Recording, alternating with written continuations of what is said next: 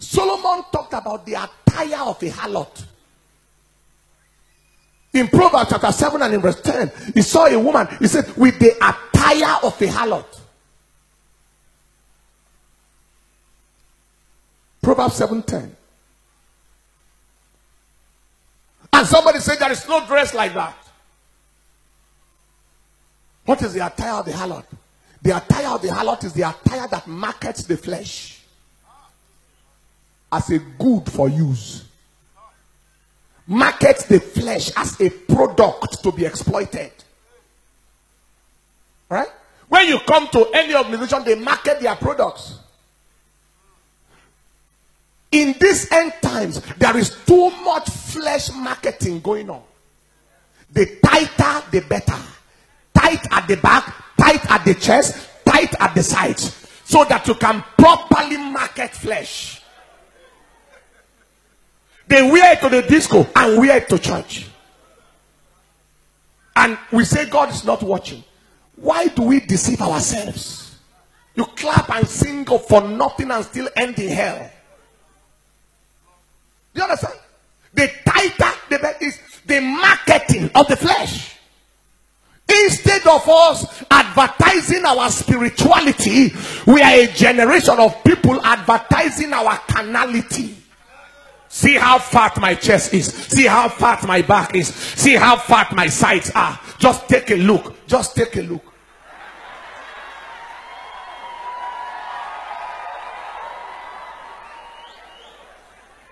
And when people look at you, the first thing that comes to their mind is immorality. You are now directing people in directions that will lead them in damnation. And yet, I am a daughter of Zion.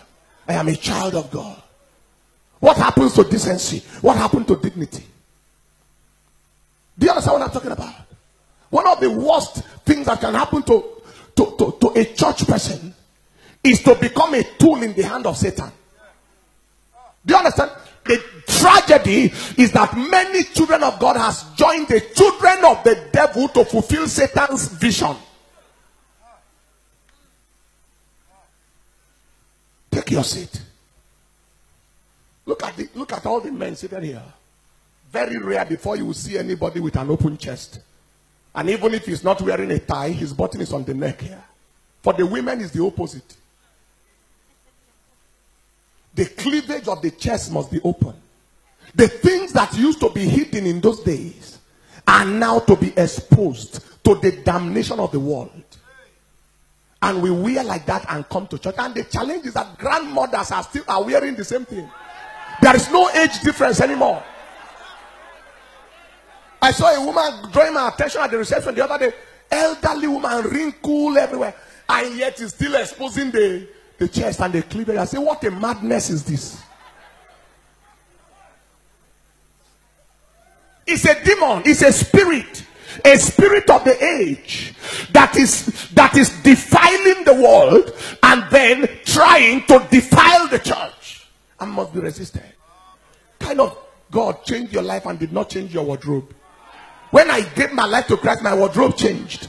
I am a man, but my wardrobe changed. Take your seat. Is somebody hearing what I'm saying here? It's not a matter of rules and regulations. Let your conscience convince you. The way you are looking, do you represent the kingdom? If the master appears suddenly, can he call you, daughter, how are you?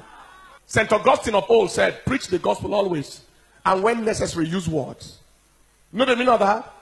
Let your life be the major preaching.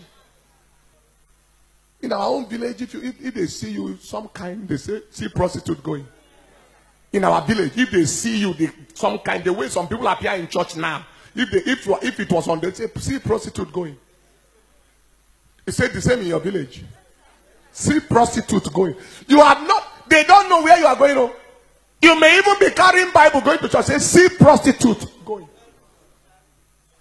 Because there is an Egyptian lifestyle. And there is a Hebrew lifestyle. And God is calling us today to take him seriously and take our souls seriously, so that nobody blames him after death. Take your seat.